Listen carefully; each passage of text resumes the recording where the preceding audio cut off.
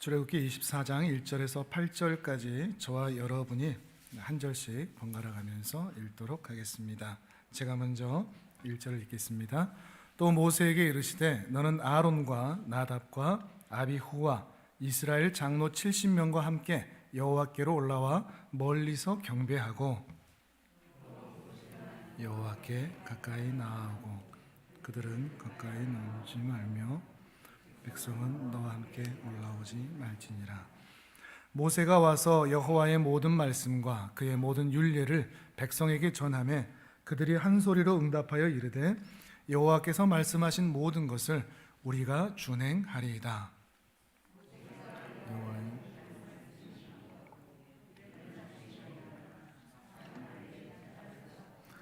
이스라엘 12지파대로 12기둥을 세우고 이스라엘 자손의 청년들을 보내어 여호와께 서로 번제와 화목제를 드리게 하고 피를 가지고 여러 양푼에 담고 반은 제단에 뿌리고 언약서를 가져다가 백성에게 낭독하여 듣게 하니 그들이 이르되 여호와의 모든 말씀을 우리가 준행하리이다.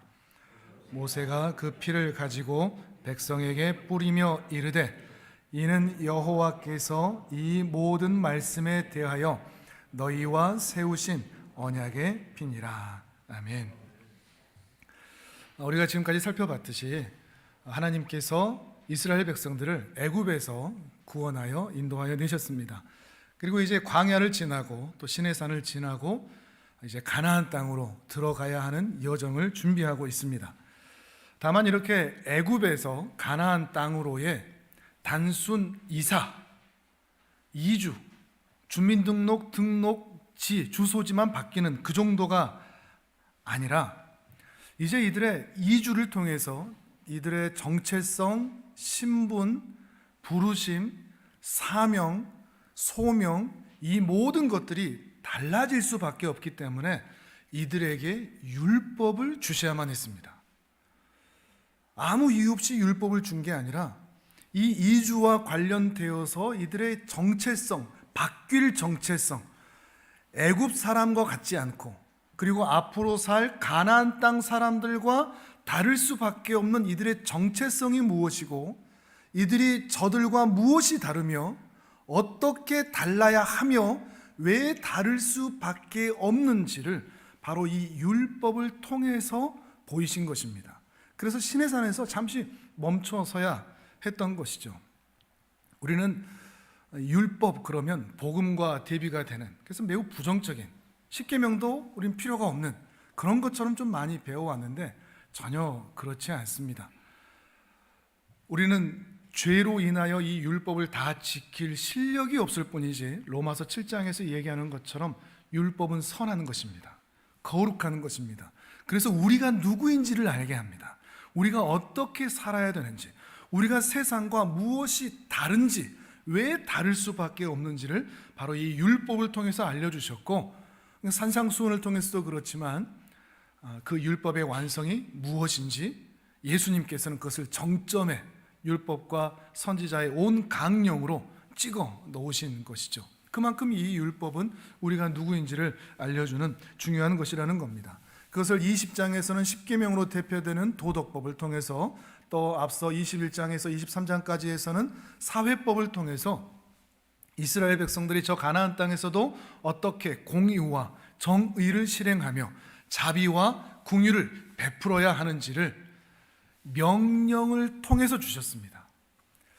이게 좀 우리에겐 부담이 되기도 하는 부분이 바로 이런 부분이죠. 명령이니까요. 하나님의 명령이니까 우리 이스라엘의 입장에서도 우리 입장에서는 순종해야만 하는 입장이니까요. 그런데 지난 시간에 그런 말씀을 드렸죠. 왜 명령으로 주어지는가?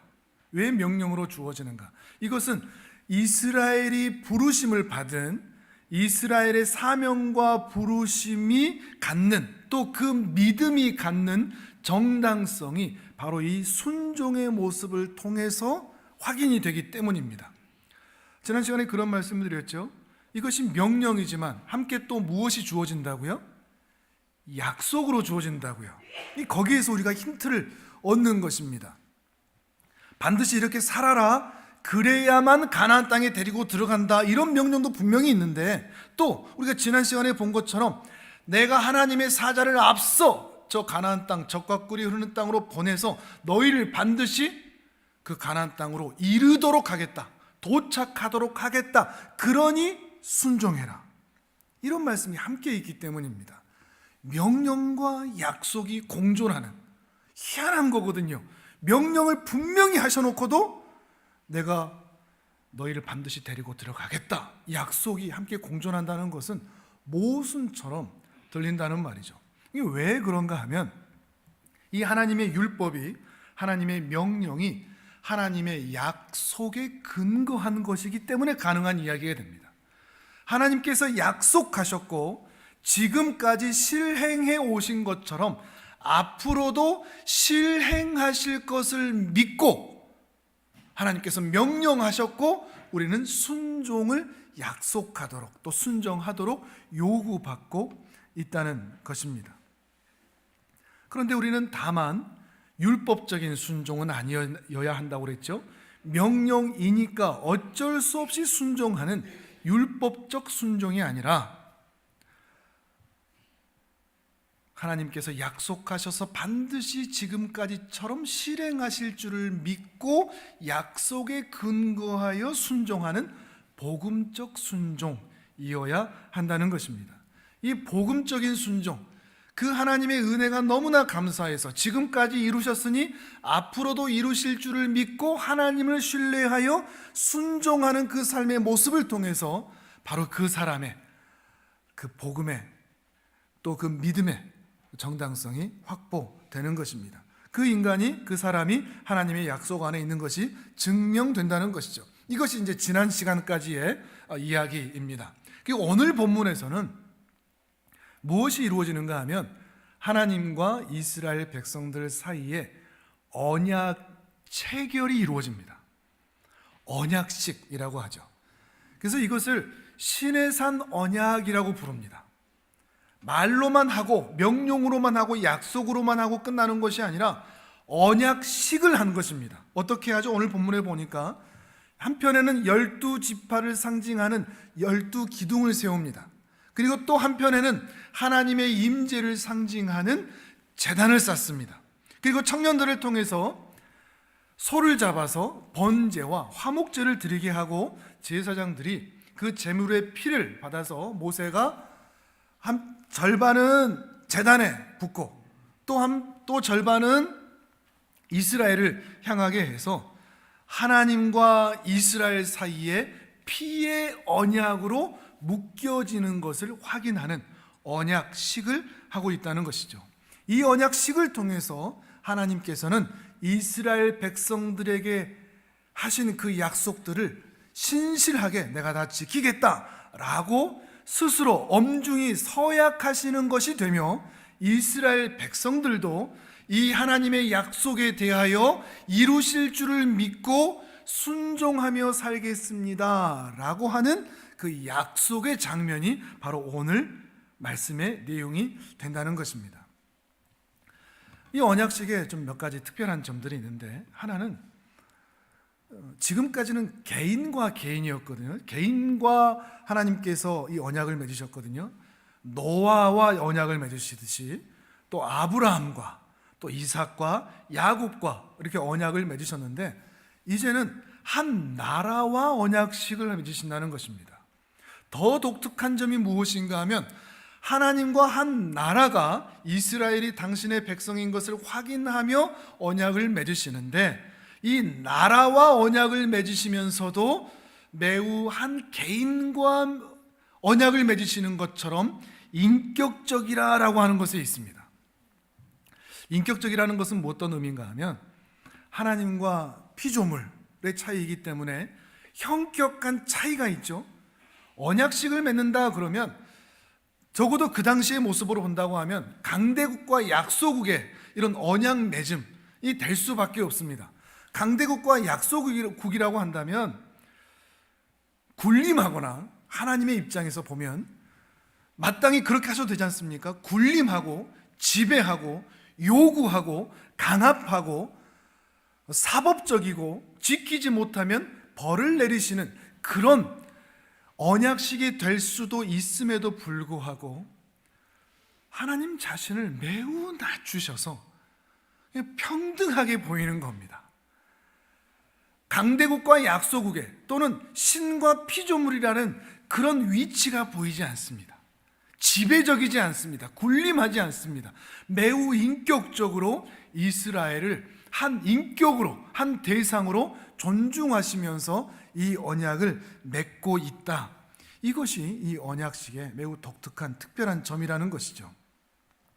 물론 이렇게 쌍방간에 평등하게 이루어지는 언약이라고 할지라도 이스라엘이 100% 순종해야 그제야 하나님의 영광이 인정되거나 하나님의 하나님 되심이 나타나는 것도 아니고, 이스라엘이 혹 불순종한다고 할지라도 이스라엘의 불순종으로 인하여, 언약을 지키지 못한 이스라엘로 인하여 하나님의 영광이 훼손되거나 하나님의 하나님 되심이 방해를 받는 그런 일은 결코 일어나지 않습니다.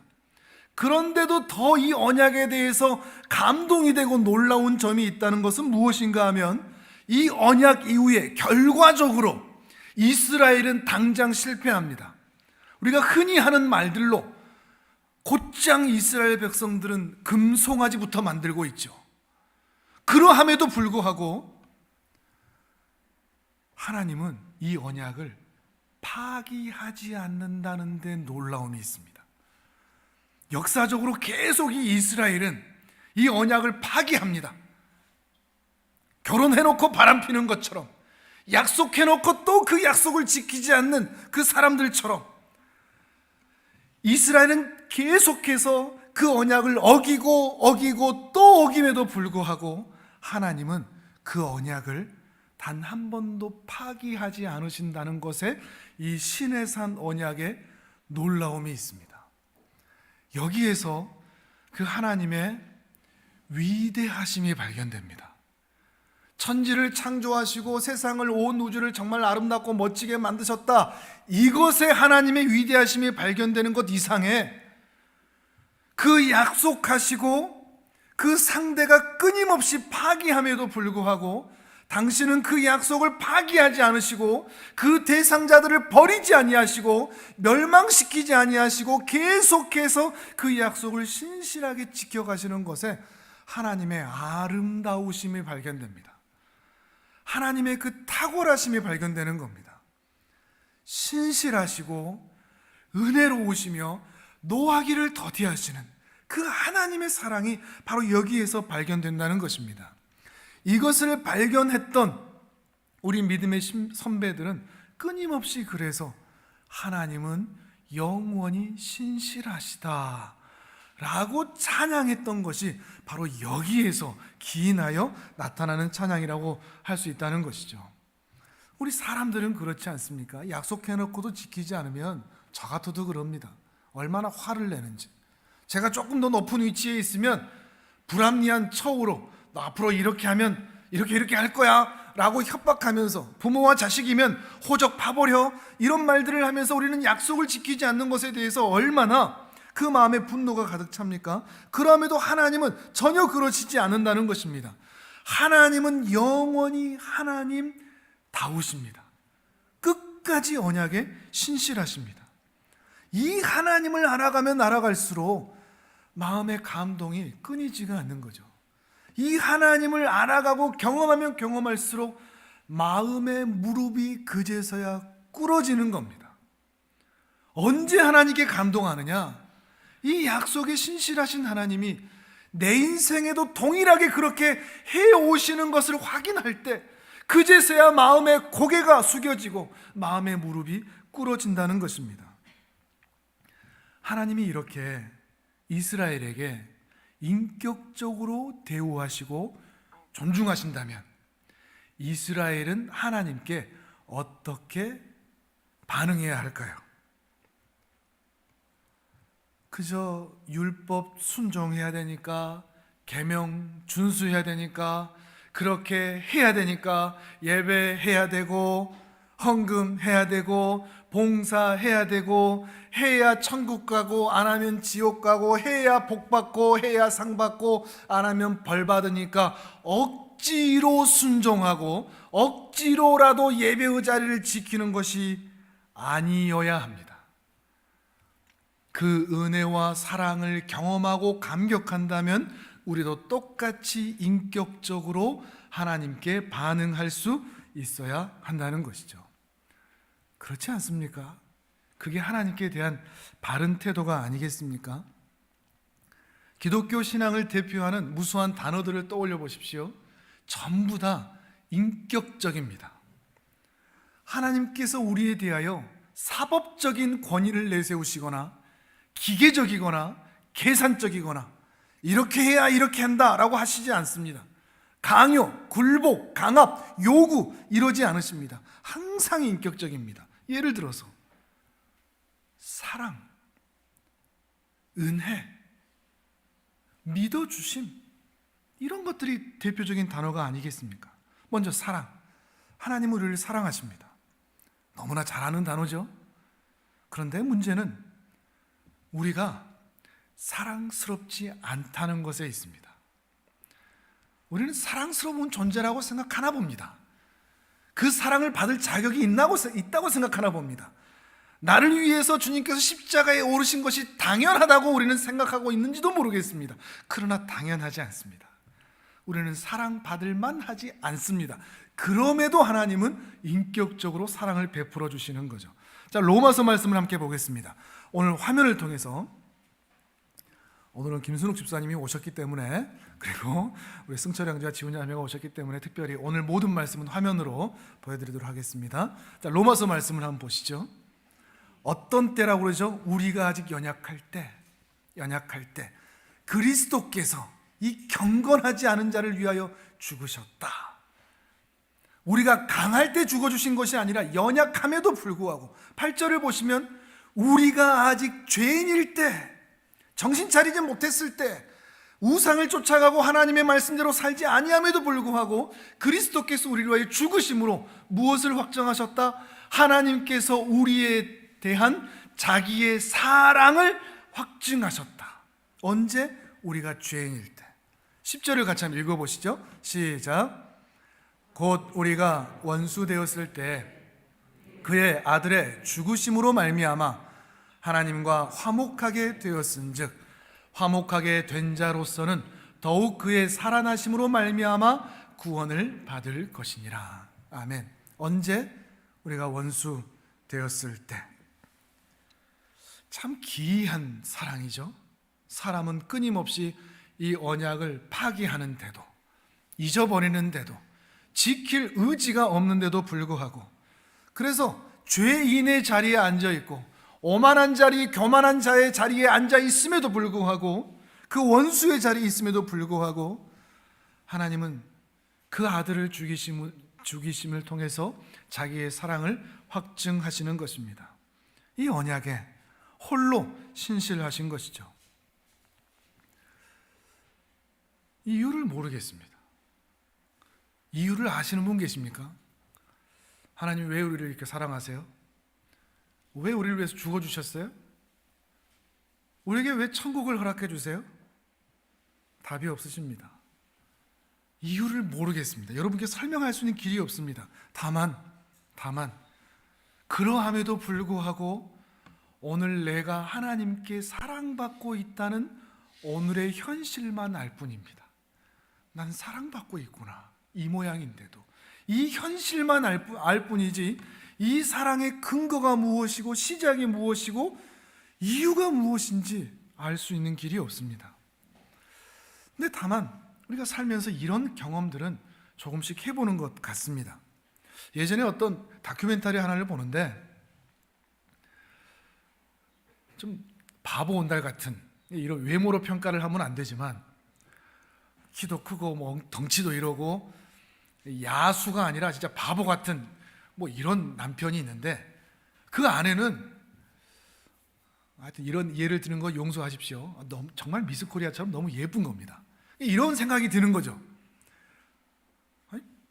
저렇게 예쁜데 저런 바보 같은 사람하고 어떻게 결혼하고, 그 아내의 그 눈에 그 꿀이 뚝뚝 떨어지는 것 같은 그런 모습이 보이는 겁니다. 이해가 안 되는 거죠. 근데 우리가 그런 말 있죠. 콩깍지가 씌었다. 하나님께서 그 은혜로 사랑의 콩깍지를 씌워주시기만 한다면 얼마든지 이 모습도 가능하겠구나. 근데 그게 그들에게만 나타나는 게 아니라 우리 일상에서도 그렇지 않습니까?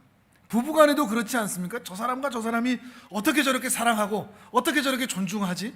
하나님께서 콩깍지를 씌워주시면 이 사랑도 가능하겠구나. 부모와 자녀 간에도 이렇지 않습니까?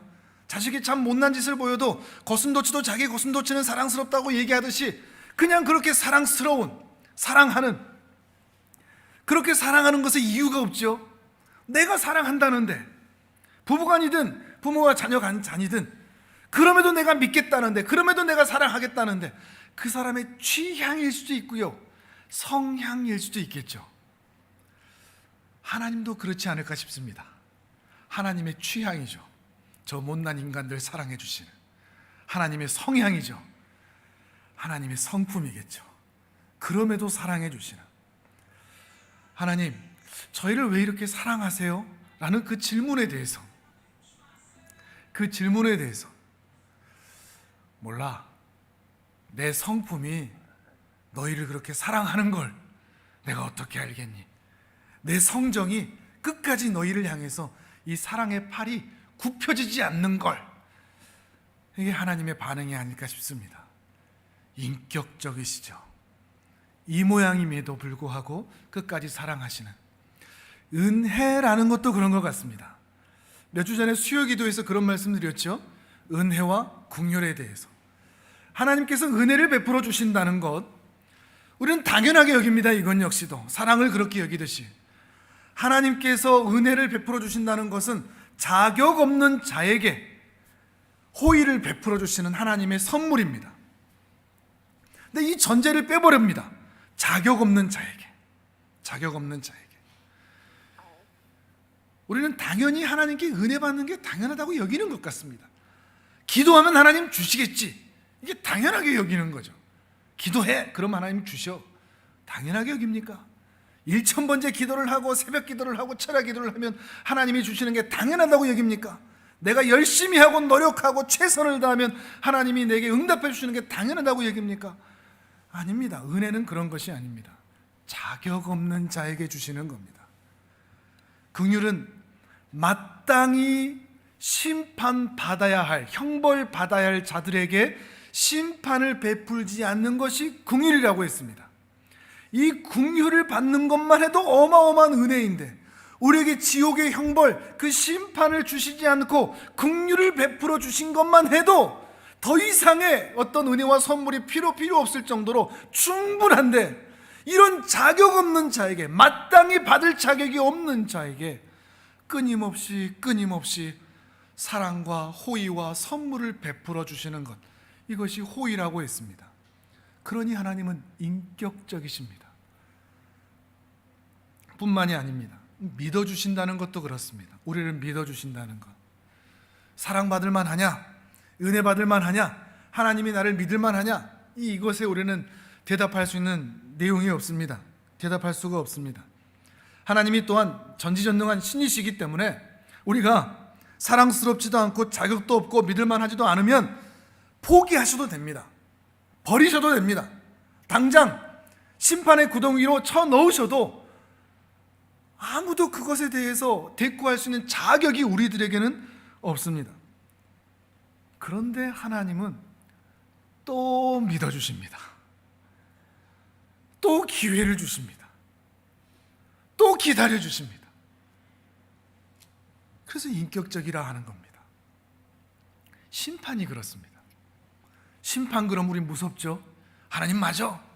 근데 심판을 지금까지도 유보하고 계시다는 것을 알고 계십니까? 그 마지막 때는 분명히 있습니다. 분명히 있는데 지금 마지막 그 심판이 임하지 않는다는 것은 오늘 나에게 여전히 기회를 주고 있다는 분명한 증거가 됩니다. 참아주시는 겁니다. 저 인간 저거 나올 때까지 정신 차릴 때까지, 돌아올 때까지 죽음을 유보시켜 주시고 심판의 때를 유보시켜 주고 계신다는 것입니다. 그러나 마지막 때는 분명히 있다는 것을 기억하셔야 됩니다. 심판 자체가 사라지는 것은 아닙니다. 아이고, 또 봐주시겠지, 또 기다려주시겠지, 또 참아주시겠지, 아니 또 속여도 되겠지, 이것을 빨리 멈추는 것이 지혜입니다. 이렇게 하나님은 인격적이십니다. 하나님은 그 사랑, 그 은혜, 그 자비를 하나님의 백성들이 체감하고 체험할 수 있도록 실현하는 분입니다. 우리는 이 시내산 언약을 통해서 바로 이걸 확인하는 겁니다. 시내산 언약이 이어져 온 그 이후에 하나님이 어떻게 행하셨는지 이스라엘 역사, 구약의 역사를 확인하면서 또한 신약의 역사를 확인하면서 오늘 우리는 확인하는 것입니다. 하나님께서 어떻게 지금까지도 기다려주시고 참아주시고 인내해 주셨는지, 그 신비로운 사랑, 그 하나님의 사랑, 하나님의 하나님다우심을 말이죠. 그 언약에 순종하고 산다고 우리가 하나님의 영광을 보충할 수 있는 것도 아니고, 우리가 불순종한다고 하나님의 영광에 방해가 되는 것도 결코 아닙니다. 근데 순종하면 그 은혜를 경험하는 은혜를 주십니다. 그 사랑을 경험하는 은혜를 주십니다. 그 믿어주심을 경험하는 은혜를 주십니다. 그런데 불순종하면 나만 그 은혜에서 제외되는 겁니다. 다른 사람들 다 그 은혜를 누리며 와, 하나님의 사랑하고 있는데 나 혼자만 냉랭하게 있는 겁니다. 은혜가 뭐야? 사랑이 뭐야? 예배가 뭐야? 예배의 기쁨이 뭐야? 나 혼자만 그거를 외면하는 겁니다. 그게 벌입니다. 지옥에 가야 벌이 아니라, 마지막 심판의 때 지옥의 구덩이에 떨어져야 벌이 아니라, 오늘 내 가슴이 냉랭한 채로 그 은혜를 경험하지 못하는 것, 하나님의 사랑이라고 얘기하는데 나 혼자만 그것에 외면당해서 그 은혜를 누리고 있지 못하는 것, 이게 오늘 내게 주시는 벌입니다. 순종하면 그 은혜를 누릴 수 있으나 불순종하면 그 은혜에서 벗어날 수밖에 없는 거죠. 그러니 지난 주일에 말씀드린 대로 포도나무에 찰싹 붙어 있자 이겁니다. 하나님께 예배하고 하나님 말씀 안에 거하는 곳에 아슬아슬 간당 간신히 붙어 있지 말고, 어쩌다 한번 예배 자리에 나오고 어쩌다 한번 말씀 있고 어쩌다 한번 기도하는 삶이 아니라 늘 예배의 자리에 내가 있는 것을 확인하는 겁니다. 의지를 갖는 것이죠. 이것은 분명히 하나님의 은혜입니다. 그러나 그 은혜를 받은 자는 의지가 발동할 수밖에 없습니다. 그 은혜는 우리로 하여금 예배의 자리를, 그 헌신의 자리를, 그 사랑의 자리를 찾아오게끔 만듭니다. 그러니 그 의지가 은혜로 인하여 우리 안에서 시작되는 것이죠. 예배를 드리고 싶고, 말씀 듣고 싶고, 읽고 싶고, 묵상하고 싶고, 기도하고 싶고, 그렇게 사랑하고 싶은 삶을 살아낼 수밖에 없다는 것입니다. 이게 복입니다. 이 복이 있다면 받을 복을 다 받은 것입니다. 인생에서 받을 수 있는 모든 복, 여러분이 이미 그 은혜를 누리고 있다면 다 받은 겁니다. 실제로 이 은혜가 있고 이 복이 있으면 돈 없는 것 때문에 너무 괴롭지 않습니다. 있어도 감사, 없어도 없는 대로 감사. 건강 잃은 것 때문에 너무 슬프지 않습니다. 건강에도 감사, 몸 아파도 힘들어도 그래도 감사가 됩니다. 그게 은혜를 받았다는, 사랑을 받았다는, 복을 받았다는 증거가 된다는 것입니다. 이 은혜가 우리 모든 성도님들에게 있기를 주님의 이름으로 축복합니다. 그런데 오늘 말씀은 이것으로 끝나지는 않습니다. 더 중요한 이야기가 있습니다. 하나님은 하나님다우십니다. 그리고 그 다음 하나님의 백성들도 하나님의 백성다우라고 요구하시는 것이 바로 시내산 언약의 핵심입니다. 우리 출애굽기 19장을 한번 보실까요? 이것도 화면을 보겠습니다. 출애굽기 19장 5절 6절 우리 같이 읽겠습니다. 시작. 세계가 다 내게 속하였나니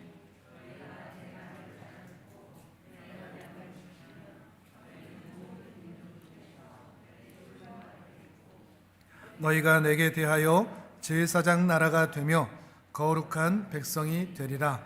너는 이 말을 이스라엘 자손에게 전할지니라. 아멘. 6절을 잘 보십시오.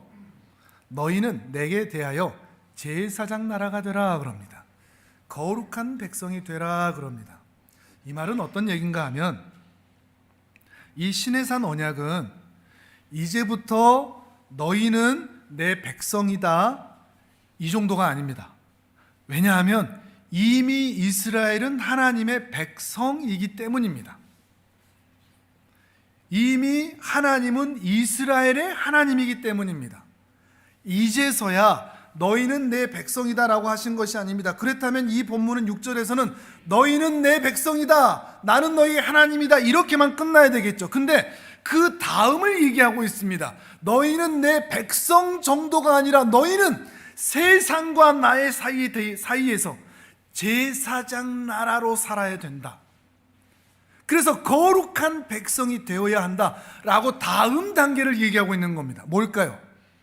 그저 하나님의 백성이라는 신분, 정체성뿐만 아니라 이들의 부르심, 소명, 사명에 대해서 얘기하는 겁니다. 이 세상에서 저 애굽과 가나안과는 다른 하나님의 백성다움, 하나님의 백성이다가 아니라 하나님의 백성다움을 저 세상에서 제사장 나라로서 하나님과 세상 사이에 하나님을 소개하는 자로, 그리고 하나님을 사랑을 세상에 알리는 자로 제사장적인 삶을 살 것이며, 거룩한 백성이 되어 하나님의 하나님 되심을 선전하는 자로, 광고 모델로 하나님 나라의 대사로 살아낼 것에 대해서 말씀하고 있는 것입니다. 구원파, 이단 중에 구원파가 있죠. 구원파처럼 이제 구원받았다, 이제 우리 천국 간다, 이제 신앙생활 다 됐다, 홍해의 백사공 역할이나 충실히 하자, 이걸로 끝이 아니라고 했습니다. 우리는 홍해 이후의 삶이 있습니다. 가야 할 길이 있다는 겁니다. 구원 이후의 삶이 있습니다. 그것이 광야일지라도, 혹은 그곳이 가나안 땅이라고 할지라도, 혹은 그곳이 바벨론 땅과 같은 음란한 땅이라 할지라도, 하나님의 하나님다우심을 경험한 너희는 하나님의 백성다움을 드러내는 제사장적인 삶, 거룩한 백성의 삶을 살아야 한다고 부탁하고 명령하고, 또 이스라엘이 서약한 것이 바로 시내산 언약이라 하는 것입니다. 근데 문제는 우리 한국교회는 특히 이 하나님의 백성다움을 이 예배당 안으로만 축소시켜 버렸습니다. 예배 잘 드리자, 예배 더 드리자, 주일 예배뿐만 아니라 오후 예배, 수요 예배, 새벽 예배, 철야 예배, 뭐 각종 돌 예배, 또 뭐 개업 예배, 하여튼 모든 예배를 더 드리자, 성경을 많이 읽자, 하여튼 많이 읽자, 1독, 2독, 3독, 100독, 1000독이라도 하자, 기도도 많이 하자, 전도 많이 하자, 전도대도 해서 막 전도하자, 봉사하자, 더더 헌금하자, 이런 식으로 예배당 안에서만 신앙 좋으면 그걸로 끝나버렸습니다.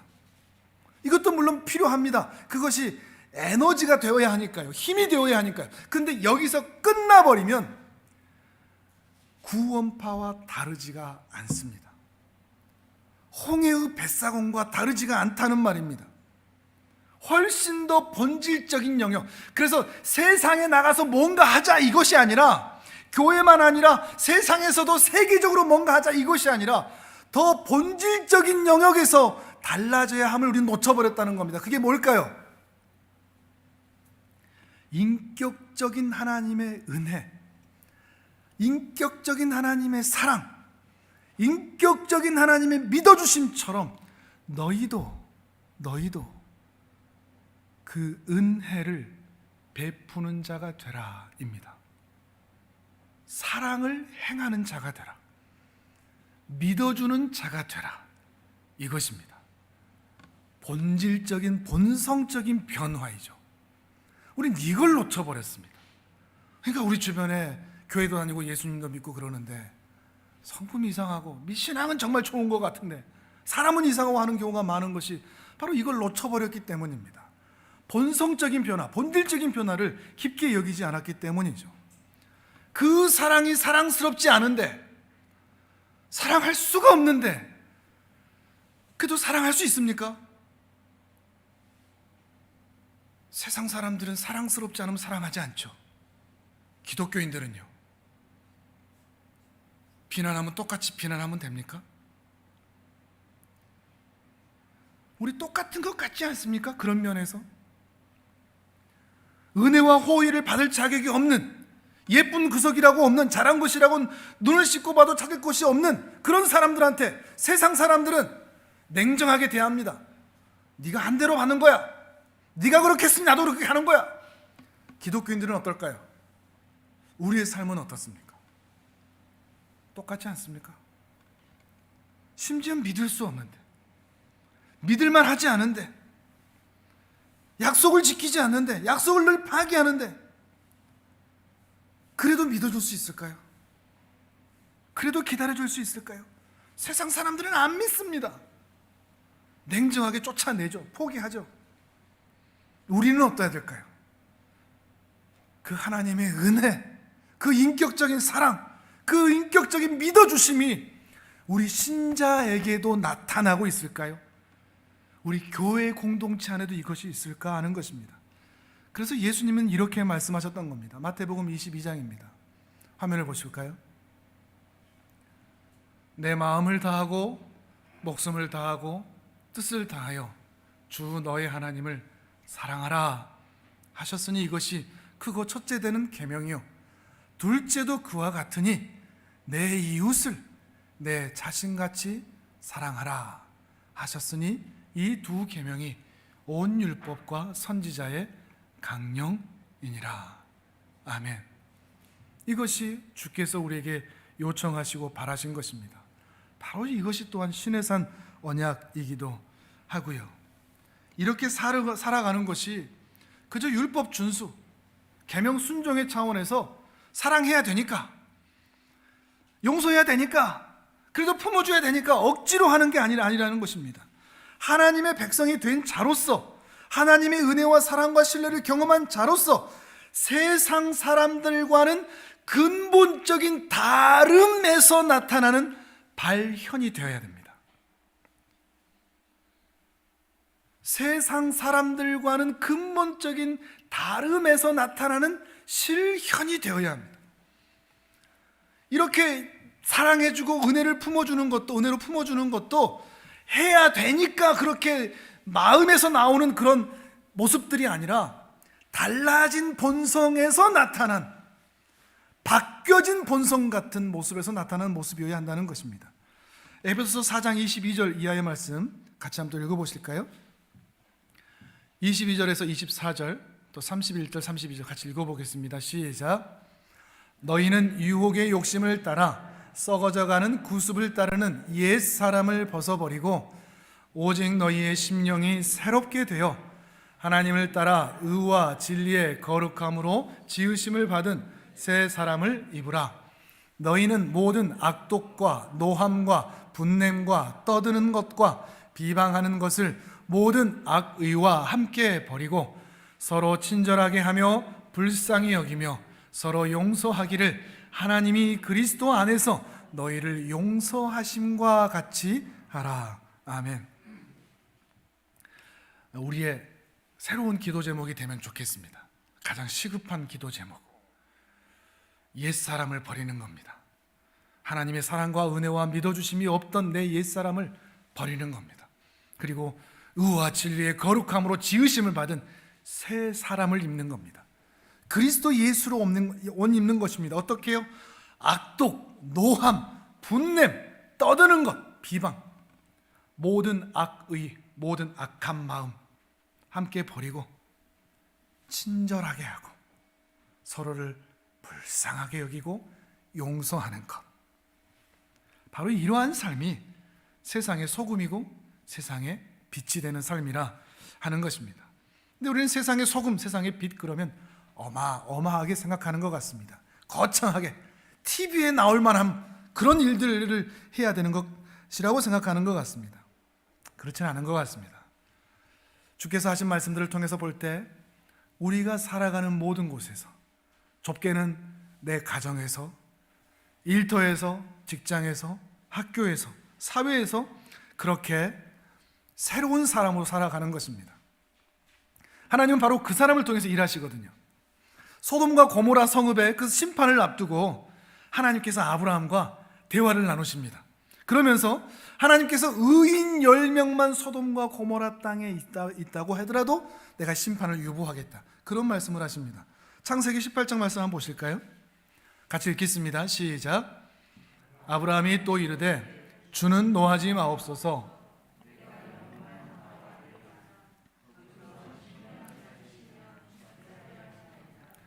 이르시되 내가 신명으로 말미암아 멸하지 아니하리라. 아멘. 신명 그러니까 조금 어색하죠. 우리는 10명 그러는데 10명으로 말미암아 멸하지 아니하리라.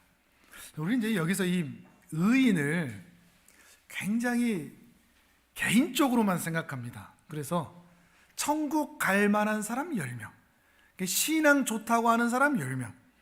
근데 지금까지 했던 이야기들, 또 성경에서 말하는 의인이라는 것은 무엇인가 하면 이런 하나님의 통치, 하나님의 은혜, 하나님의 사랑, 하나님의 믿어주심이 발현되고 실현되는 하나님의 손길로서의 의인 10명입니다. 이해하시겠습니까? 하나님만 사랑하는 십계명의 앞부분만 있는 그 의인이 아니라 우리는 그런 사람이 되기를 바라거든요.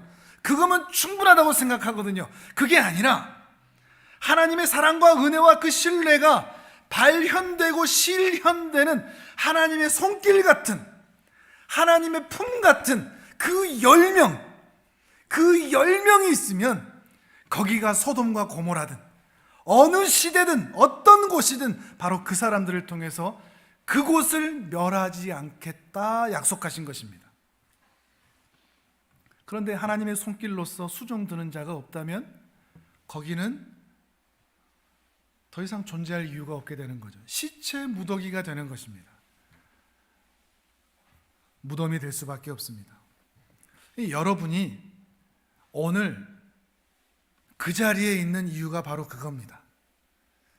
자기가 살아가는 삶의 현장이 마음에 드는 사람은 아무도 없더라고요. 가정이 마음에 들고, 부부가 마음에 들고, 일터가 마음에 들고, 교회 공동체가 마음에 들고, 내 사회가 마음에 들고, 이 나라가 마음에 드는 사람을 찾아보긴 쉽지 않습니다. 물론 인간의 욕망도 있고 실제로 그런 어려움도 있겠지만, 근데 하나님께서 그러한 곳에 여러분을 두신 이유가 있습니다.